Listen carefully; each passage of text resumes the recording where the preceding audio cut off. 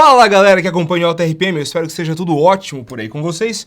No Como Funciona de hoje a gente vai falar sobre deslocamento do motor, ou volume do motor, ou litragem do motor. Quando a gente fala de carro, qualquer automóvel, a gente fala, ele é 1.0, 1.6, 2.0, 8.4, enfim, isso varia bastante. Mas o grande lance é, o que é isso e da onde vem esse número? O que isso representa?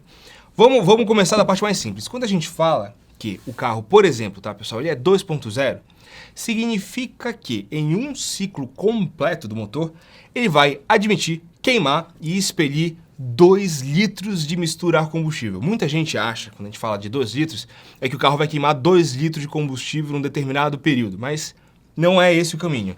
Quando a gente fala dessa litragem, é o que esse carro vai literalmente admitir de misturar combustível e queimar por ciclo completo. O que eu quero dizer com o ciclo completo? Vamos voltar e lembrar que o motor 4 tempos, ele tem literalmente 4 tempos. Então a gente tem aqui o mais que famoso aqui no Auto RPM, conjunto de biela e pistão do Golzinho 1.0 AT. A gente precisa ter em mente aqui, quando a gente fala dos 4 tempos do motor, são o quê? Admissão, compressão, combustão e exaustão, beleza? Esses 4 movimentos representam um ciclo completo do motor. Então a gente tem aqui o pistão que sobe e desce dentro do cilindro, né, nesse movimento retilíneo, e a biela, bem aqui, ela faz o quê? Ela transforma esse movimento retilíneo em movimento de rotação, porque a biela vai estar conectada ao virabrequim, que vai estar conectado ao volante do motor para levar as rotações para fora do motor.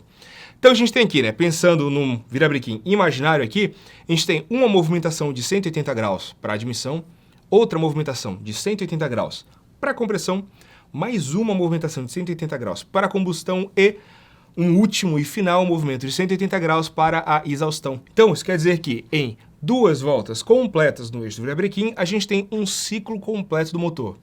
Então, se o teu carro, por exemplo, tem 4 cilindros, a coisa mais comum é, a cada 180 graus de movimentação do virabrequim, você vai ter uma combustão. Pô, mas por que isso? Simples, pega, como eu disse, são 2 voltas completas no eixo do virabrequim, 720 graus. Se você dividir 720 por 4, você vai chegar no número de 180.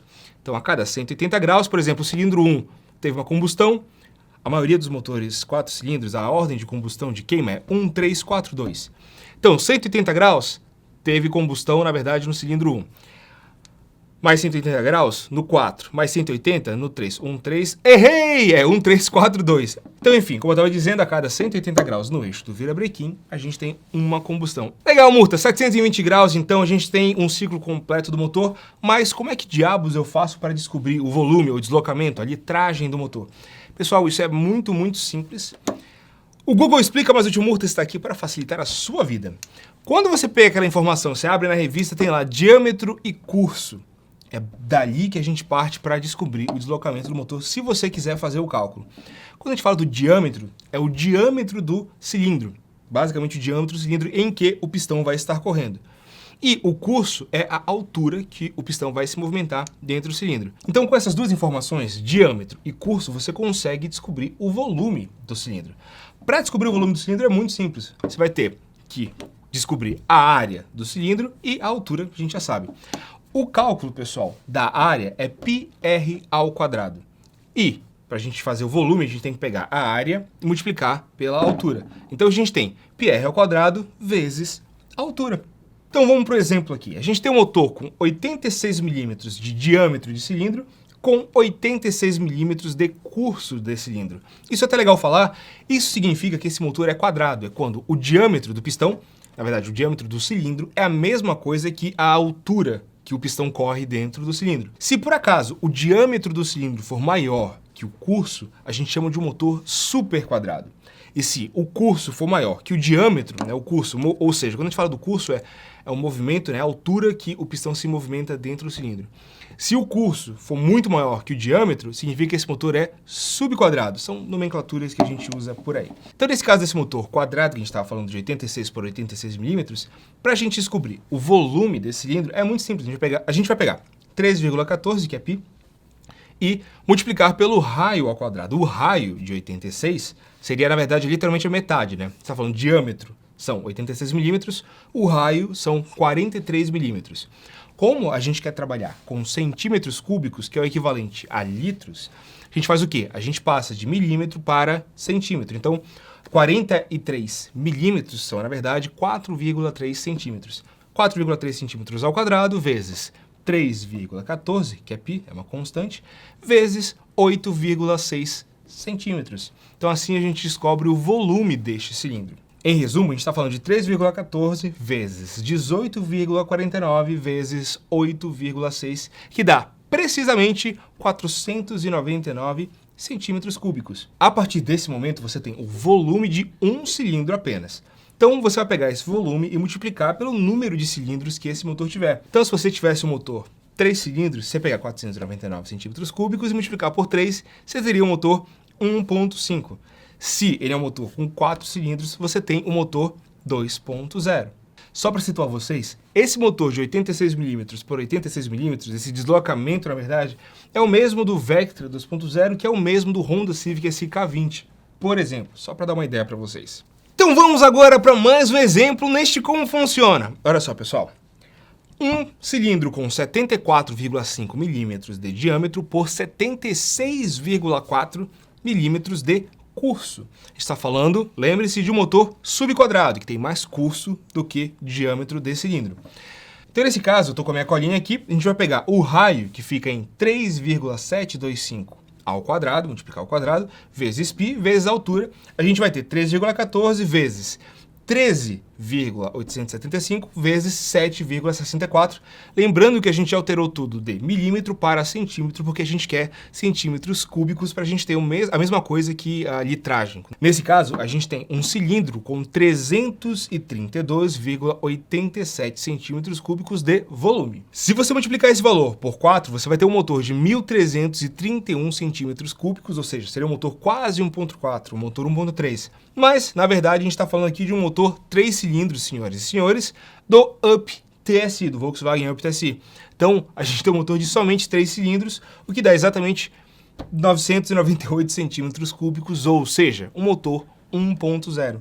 Quando a gente está falando de preparação de motores, de ganhar mais potência e mais torque, muitos motores conseguem o quê? Ganhar deslocamento. Você fala, meu, como assim ganhar deslocamento? Em muitos casos, em muitos motores, é possível aumentar o diâmetro do cilindro e utilizar pistões maiores, assim como aumentar o curso do motor, o curso do pistão dentro do cilindro.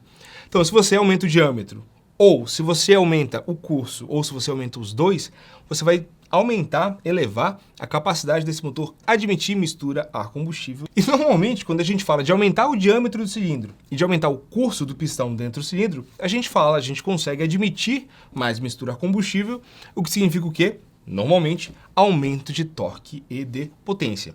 Então é muito comum a gente escutar, especialmente nos Estados Unidos, nos antigos motores V8 lá, o chamado kit stroker, que é um kit para aumentar o curso do pistão dentro do cilindro. Então, com esse kit stroker, que a gente aumenta o curso do pistão dentro do cilindro, a gente consegue ganhar mais mistura a combustível, admitir, na verdade, mais mistura a combustível. Só para dar uma ideia para vocês, pessoal, também estou com uma colinha aqui, o clássico motor AP 1.6, 1.8 e 2.0 bloco baixo, tá? Todos usam a mesma biela de 144 milímetros.